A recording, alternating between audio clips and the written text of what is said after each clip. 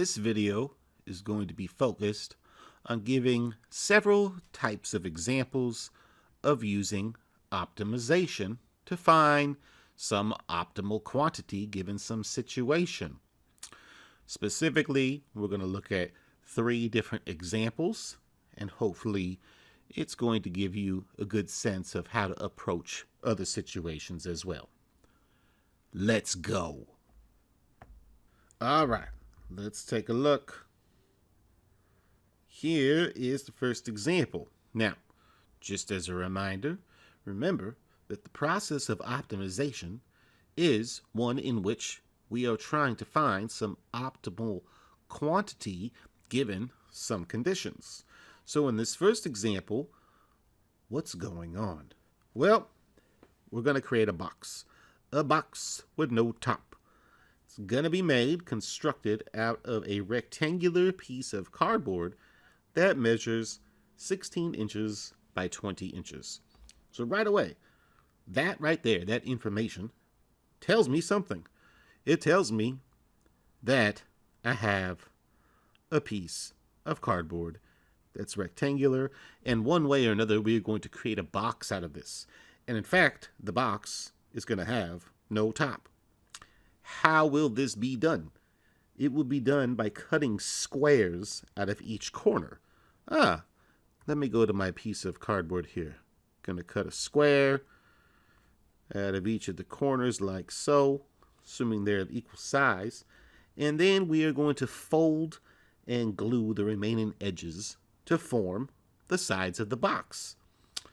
So you kind of think here, all right, we are going to take this remaining parts in our picture. So you're kind of like, okay, we cut those out, right? Those squares.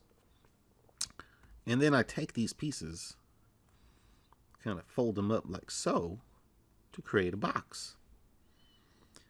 So what's that box going to look like? Well, we'll have to think about it a little bit more. Now, what are we going to do? What do we want here? Just think, okay, we're going to create a box that way.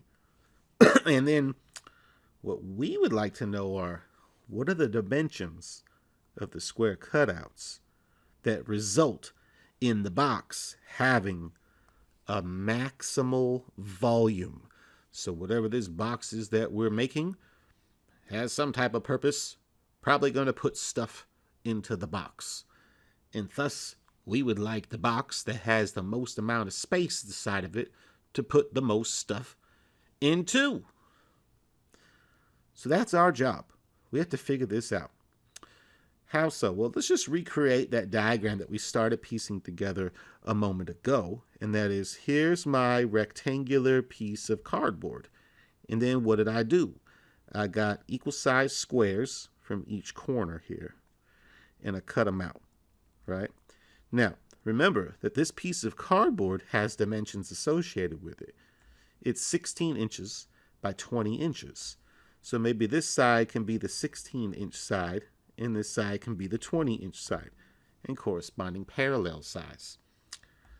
Since we are trying to come up with the maximal volume, let's try to visualize, first of all, what the box would actually look like once we folded up all the different sides and then glued them back together. So what do we get? We're going to get a picture of some type of box that looks like so. So let's just try to draw this decent rectangular box here.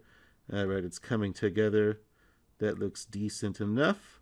All right, decent enough. Now remember, this box has no top as well. Just drop stuff in. Okay, so that's the result, right? We took those sides, you can imagine folding them all up and then kind of taping the corner edges and whatnot to create this box that we're interested in. We have to somehow maximize the volume of this box.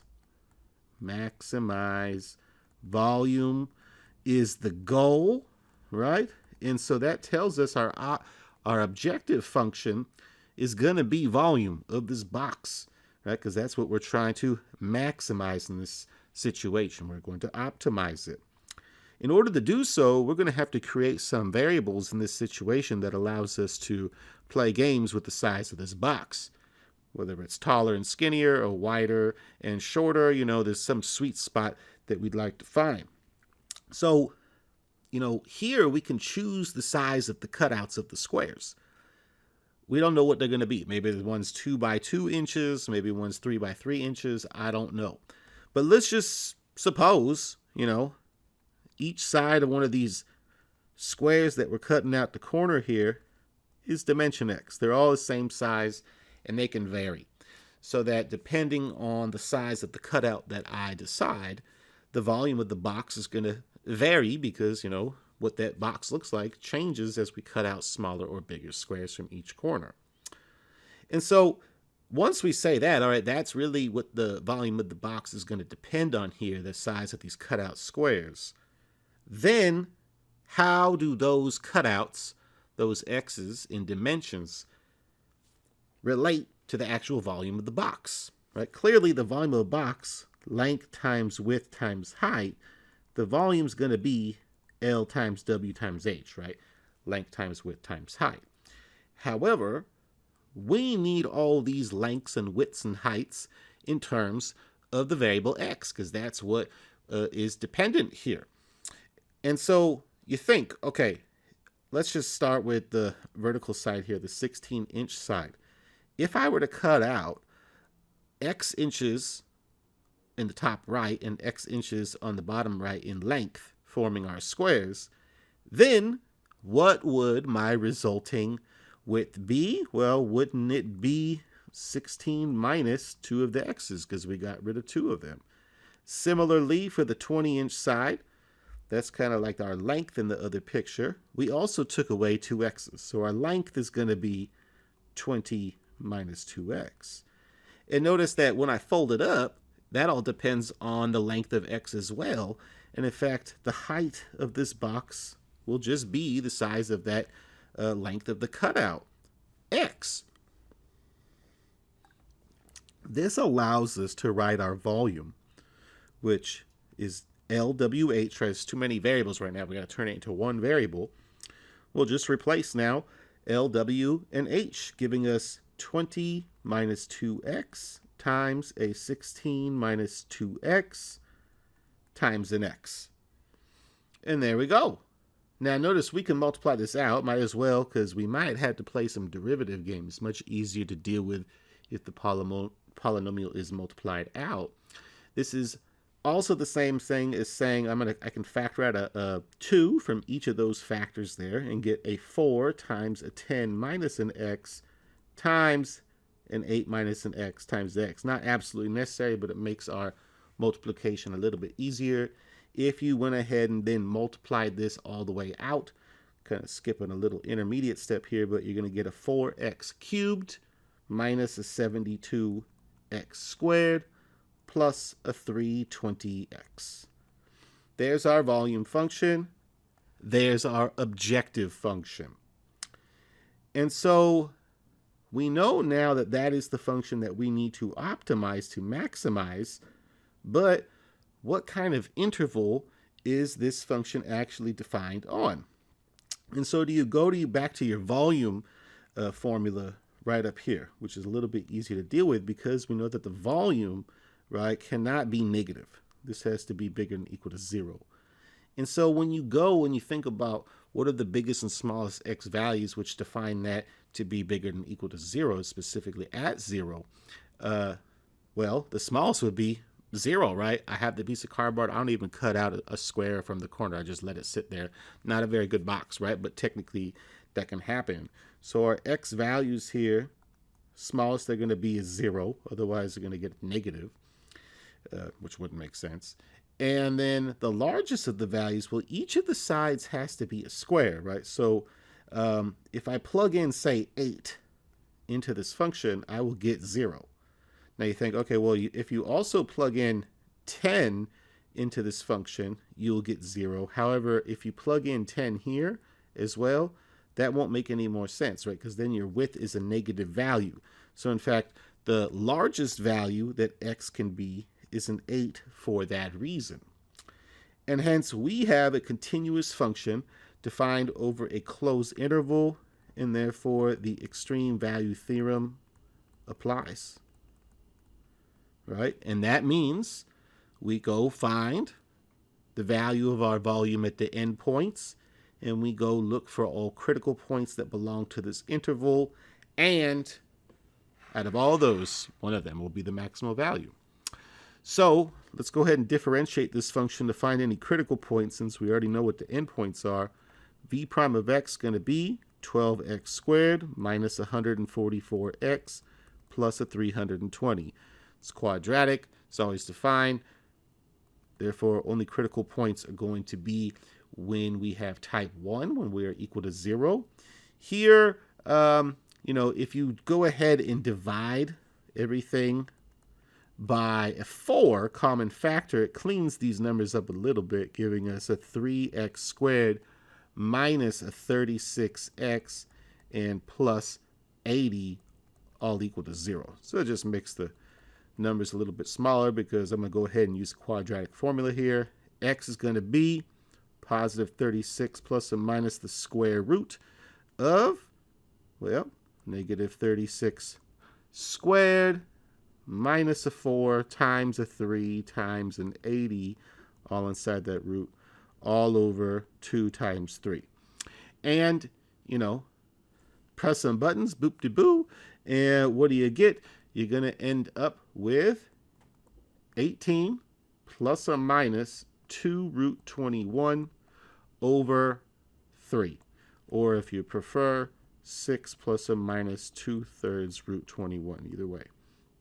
So take my word for it, you can compute it and find out what that's going on. Now, in this case, it ends up that, we got to check. Okay, we have some irrational numbers here. 6 plus 2/3 root 21. If you press some buttons, that's actually larger than 8, and it is not belonging to the intervals 0 to 8 here, the practical domain. So we're just going to go ahead and discard that, right? Because it's not in the interval that we're looking at. However, 6 minus 2/3 root 21, in fact, that is in between 0 and 8. So that's the one we're going to use. And, now it's time to apply the extreme value theorem. V of 0 here, well, we already determined that it's 0, right? I'm evaluating the endpoints. V of 8, also we saw 0.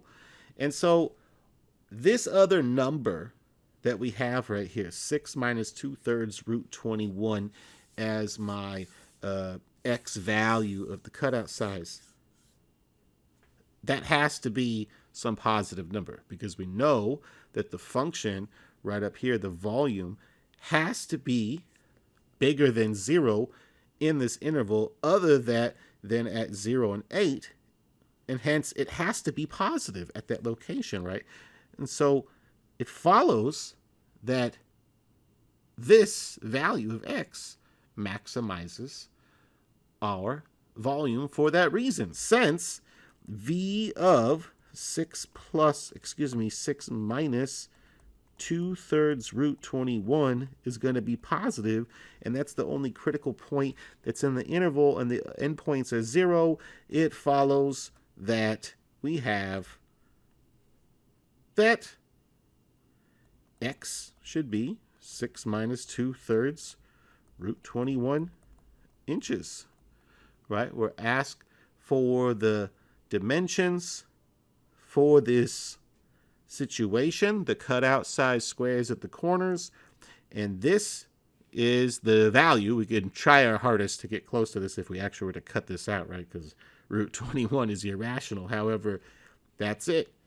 That is the size of the cutout squares, x by x's for each square, which results in the maximal volume of this box that we're going to create. And if you plug that into V and figure out what it is numerically, you will get the total volume, but we weren't really asked that here. So there is a first example on using optimization. All right, so what we should probably do is take a look at another example here. And in fact, we got one right here. All right, some guy, just some random guy. He decides that he's going to jog to the local donut shop for breakfast every Saturday. Sounds like a good plan. What he does is he starts at his house. Say at point A. It's his house. Then he runs directly to the east along a jogging trail. So, right away, like, okay, here's his house, right? That's where he lives.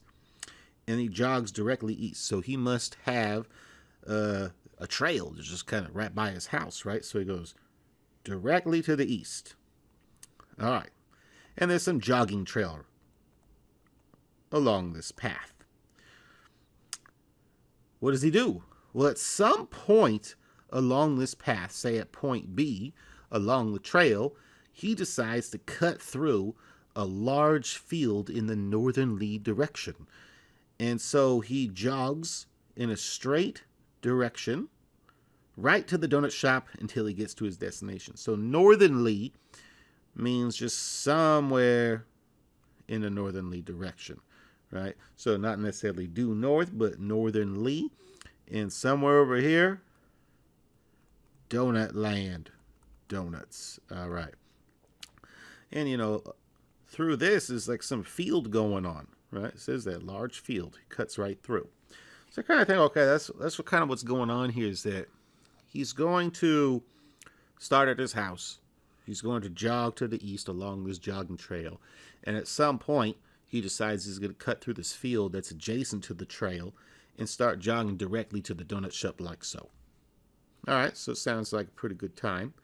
Now, it is known that the donut shop is 2 miles east and 1 mile north of some guy's house, his house. We also know that he's going to jog at a constant rate of 10 miles per hour along the trail, and that he jogs at a constant rate of 6 miles per hour through the field. So that adds stuff to the mix, right? So you think, okay, well, what's that going to look like? Well, before we draw that picture, what are we actually going to try to find here? We're going to try to figure out how far from his house should this guy decide to change his direction and jog through the field so that he gets to the donut shop in a minimal amount of time. A minimal amount of time. And what will that a minimal amount of time be? So think again. Okay, what's he doing? He's chilling at the house, right? And then he starts jogging directly to the east. All right. And so there's that trail there. And then at some point, he cuts through this field and he jogs directly to the donut shop, right? And so you think of all these different places he can cut through. Maybe he cuts through right there. Maybe he cuts through right there. Maybe he goes a little bit farther and cuts through right there, right? And so we'd like to know where along this path, this trail, should he cut through the field up here so that he's going to get to the donut shop the fastest, assuming that he jogs at a constant rate of 10 miles per hour along the trail and 6 miles per hour through the field. That's our goal. We want to minimize time here. Minimize time. Whatever, maybe we call that big T for time. And so that's our objective function. We're going to minimize that, whatever that is. But in order to set this up, right, we got to start labeling things, figure out, okay, what's changing and all this kind of things. So right here below, let's draw a little more detailed of a diagram. Again, here's the house that he's living at, presumably. And he's going to jog to the east, like so. And then he's going to jog to the donut shop, like so. Here's the donuts. Now remember, go back up here. We know that the donut shop is located 2 miles east and 1 mile north from his house. So 2 miles east, well, think of this diagram. Here's 2 miles, right? 2 miles east. And then 1 mile north. So we know that's the case because it's said. And we have a picture like so now. Now remember, right here is the trail. And then all through this stuff, this marsh or whatever it is, there's some kind of field going on. All right. So that's a little more detailed. However, remember what's changing here. This guy is going to decide to cut through the trail at some given point like so, right? So really how far he decides to cut through from the trail to the field is what's changing here.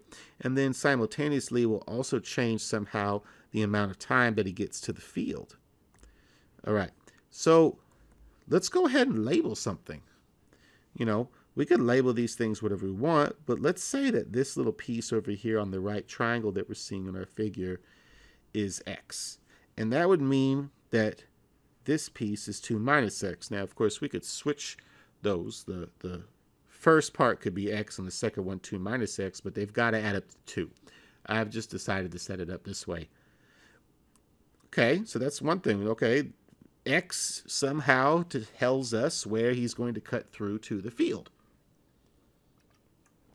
Now, we know one thing here, right? If we know what x was, we could tell you how far from the east, or to the east, should I say, should this guy cut through to the field. But then there's that other distance, right? There's this other distance that he's along the field that we don't know quite yet. And so we're going to have to figure out what that is, because the total amount of distance that this guy has to jog to get to the donut shop is also going to change the amount of time it takes to get to the donut shop. So really we could start setting up our function here, our objective function, and that is, remember, we're calling it big T, and notice that big T is really going to be some amount of distance from his house to where he cuts through the trail, 2 minus x, but then divided by 10. Now, where am I coming up with that? That's not all the time, but just think. Remember, up here, we know that he jogs at a constant rate of 10 miles per hour along the trail, right? And when we have that something is moving at a constant rate, then, of course, the distance is always the rate times the time. And so the time should be equal to the distance divided by the rate. And so what I have here is there's my distance in the numerator, 2 minus x, and the rate at which he's jogging through that field is 10, in this case, miles per hour. So there's that piece, but then there's some amount of time that it takes him to go along the path of L, right? So here we're going to have L, we're going to have to figure out what that is, but remember also along the field, he is jogging at a constant rate of 6 miles per hour. So this is going to be an L divided by a 6. So we have to find L, right? So I think of this as time 1 plus time 2. And to find L, we can just use Pythagorean theorem here. So L squared is going to be 1 squared plus x squared. And therefore, L must be the square root of 1 plus x squared, disregarding the negative sign because we're not assuming that we're going in the backwards direction here. He's jogging towards the donut shop. Hence, our time function can be turned into a function strictly in terms of x, and that is t of x is 2 minus x over 10. And then now we have that L is the square root of 1 plus x squared over 6. And now we have our objective function in terms of a single variable x in this case, for which we'd like to optimize. Now, before we do, we have to think, do we have a situation in which we can utilize the extreme value theorem? And in fact, we do. Because what are the extremes here for x? Well, x could either be 0, right? So if x is 0, then what does that mean? Then this quantity there is 0. And that what that meant is, oh, he jogged all the way 2 miles and then went straight north to the donut shop. In that case, we can see that that is one of the extremes. So this is part of our interval. X is 0. What about at x is 4? Well, notice if x is 4 here, 4, what am I talking about? I'm talking about if x is 2. If x is 2, then notice that this x is 2.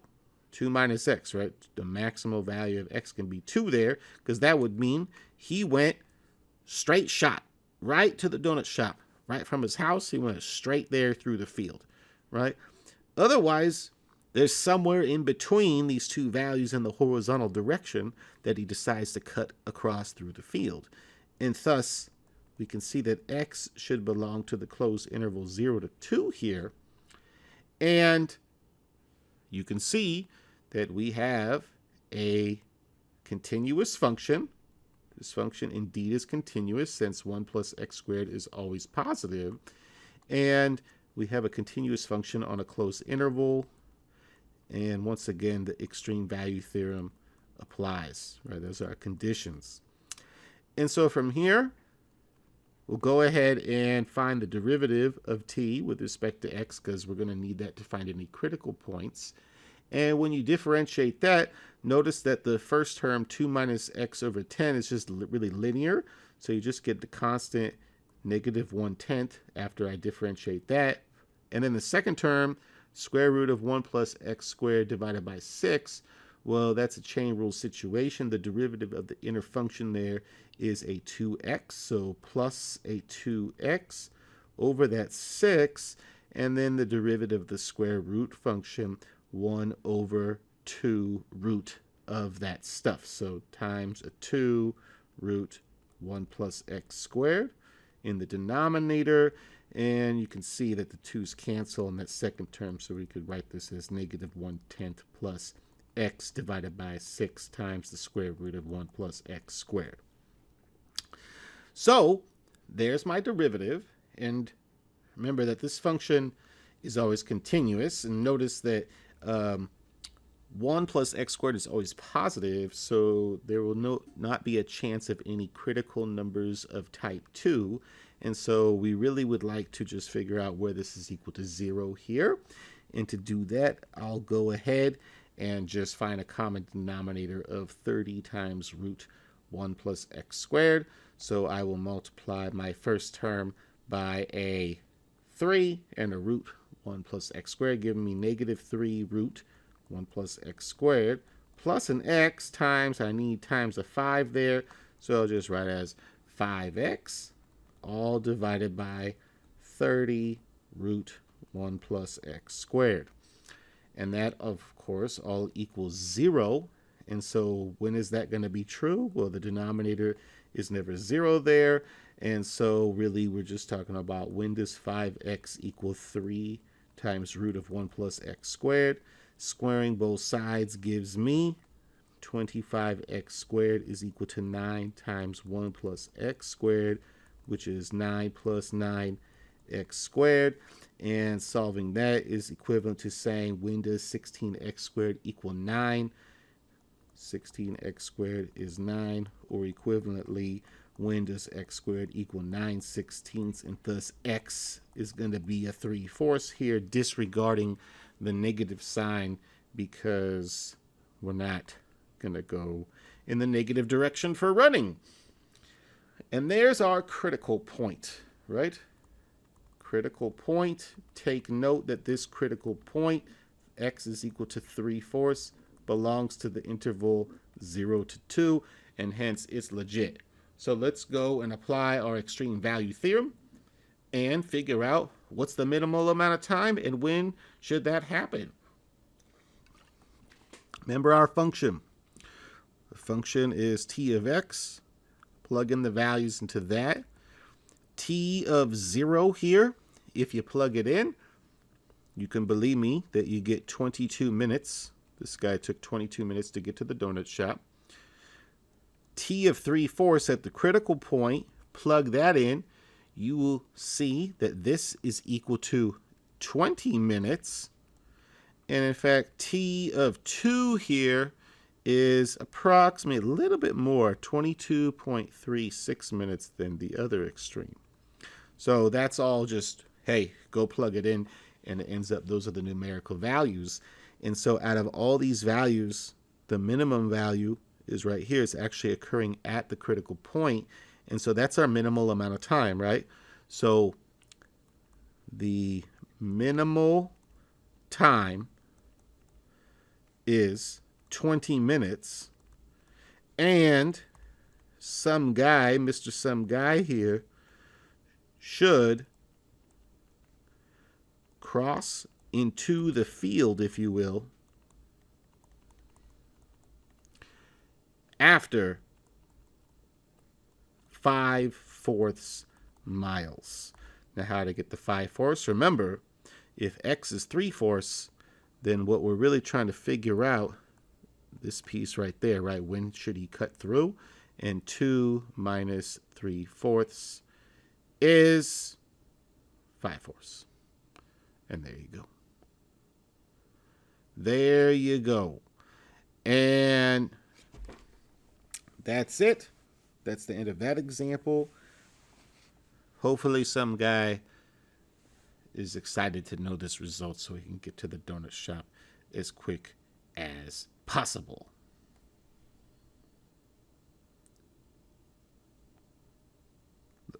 We got one more example here. And here it is. Okay, in this last example, we are going to look at one last situation here in which we have a standard size soda can. Which soda is it? We don't know, but think of your favorite one, and that's what it is. Fact: standard size soda can can hold 355 milliliters of liquid. That's the standard. Note, 1 milliliter of liquid is actually the same as 1 cubic centimeter of space. This is also a fact. So it's just, hey, remember this. Suppose that we want to construct a can, a soda can, which uses the least amount of aluminum. Think of that. Minimize aluminum. Let's find the dimensions of the can which results in the least amount of aluminum used. So right away, we should be thinking, okay, what are we doing here? We want to minimize the amount of aluminum. Right? Less aluminum used, better for everyone. Less cost, less bad for the environment, la-di-da. So we want to minimize the amount of aluminum, so the amount of aluminum is really going to be our objective function, whatever that ends up being. And so how is this going to take place? Well, maybe let's attempt to draw a soda can here. So a soda can, we're just going to assume it's spherical, tripping, cylindrical, like so. Right here is our delicious soda. And we know that this soda can has some dimensions associated with it. Right there, it has a radius, a base radius. It also has some height associated with it. And of course, we know that the volume of such a can is equal to, well, pi r squared h, right? A known result, the volume of a cylinder. Now, we also know that this volume is going to be fixed at 355 milliliters of liquid, or 355 cubic centimeters of space.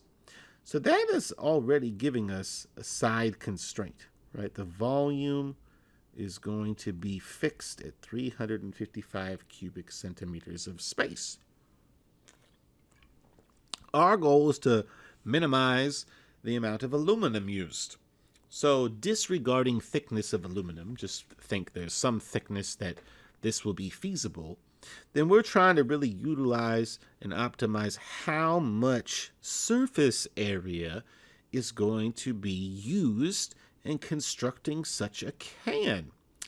And so when we say we want to minimize the amount of aluminum, really what we're saying is we want to minimize the surface area of this can, which is equivalent to minimizing the amount of aluminum. So what's the surface area of the can?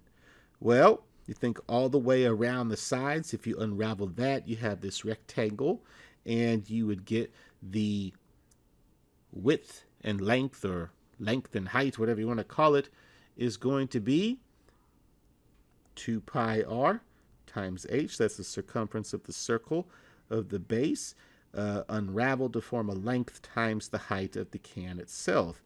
Then plus, we have circle on top, circle on bottom, or disk on top, disk on bottom, and that's going to be 2 pi r squared, since each of those circles has an area of pi r squared. And so we see here we have objective function, surface area. However, there is the variable r and h involved here. So remember, we want to utilize our side constraint to turn this into a single variable function.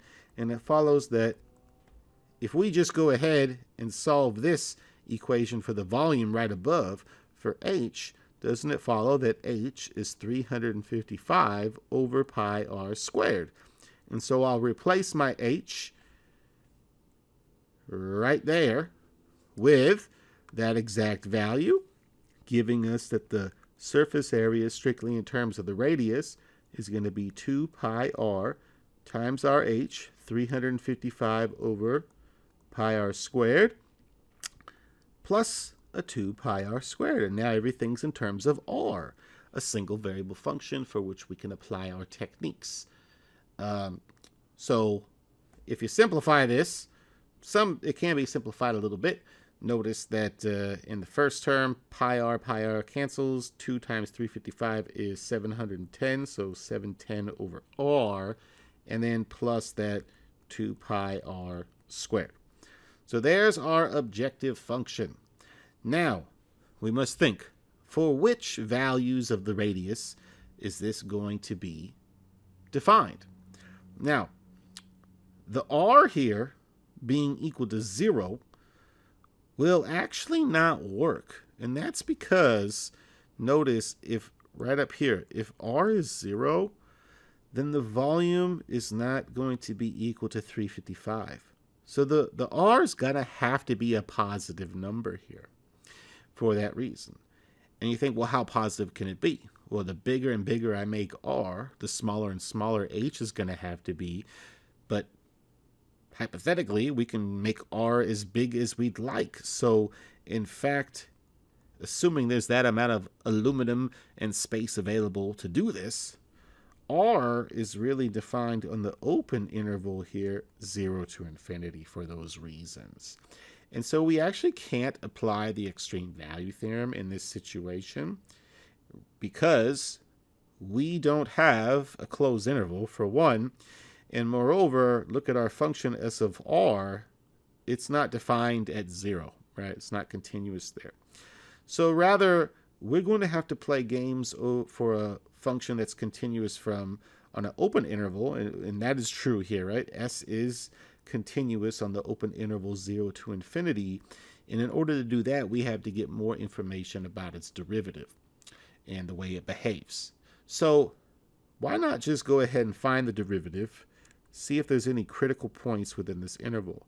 S prime of r here, differentiating this function with respect to r, is going to give a negative 710 over r squared, keeping in mind that 710 divided by r is 710 times r to the negative 1. Power rule, differentiate that.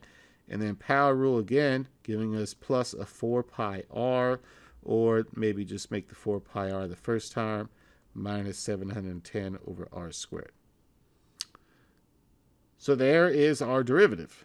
And we know that r equal to 0 is not part of the practical domain here, so we can't look for any critical points there. So all we're going to do is figure out when this actually is equal to 0. And so when does that happen? Well, notice that if you make a common denominator here of r squared, you get a 4 pi r cubed minus 710 over r squared equal to 0. And thus this is going to be true when 4 pi r cubed is equal to 710, or equivalently when r cubed is 710 over 4 pi, which is the same as 355 over 2 pi, and thus r is going to be equal to 355 over 2 pi to the 1/3 power, or if you prefer, the cube root of 355 divided by 2 pi. Remember that the units of R here are centimeters, because we're dealing with volume in terms of cubic centimeters. Keep that in mind. Now, if you press some buttons, that's approximately 5.62. And so you say, okay, that's a critical point. What is the behavior of the actual derivative itself here? So up here's S prime, here's R. We know at 0 we're undefined, and then there's this critical point, 355 over 2 pi to the 1/3 power. Right? We know the derivative is 0 there. If you plug in some values of R into S prime right here, like if R is 0.1, you will find that this quantity is negative. And if you plug in a gigantically large number for R, you will find that this quantity is positive. And so you could think the shape of this curve, especially that as we go to 0 from the right, this thing should be blowing up towards some undefined value. But it's decreasing, then it's 0, then it's increasing after that forever. And hence, at this location that we found for the critical point R, 355 divided by 2 pi to the 1/3 power, that is a location for which we have a local min. And in fact, it also has to be an absolute min here based on the behavior that we just found. And thus, what are dimensions? Well, they're going to be when R is this value right above. So the dimensions are, remember, to minimize the amount of aluminum, we minimize the surface area. R should be equal to 355 over 2 pi to the 1/3 centimeters.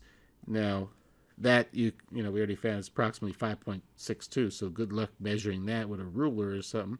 But that's the exact value. And the corresponding value of H, well, remember what H was? Right up here, right over there. There's H, 355 divided by pi r squared. If you plug this value of R into H, you will get 355 over pi times 355 divided by 2 pi to the 2/3 power in terms of centimeters. And there you go. Those are the dimensions that minimize the amount of aluminum used to create a can of soda, assuming that the volume must be 355 milliliters. So there's a lot going on here in this video, right? Each example is pretty involved, but each example shows us a different situation in which we are optimizing something. And a variety of different examples hopefully will give you a general sense in how to approach other problems moving forward. But that's it. That's it for optimization in this video. Until then, it is Math and Beats. Bye-bye.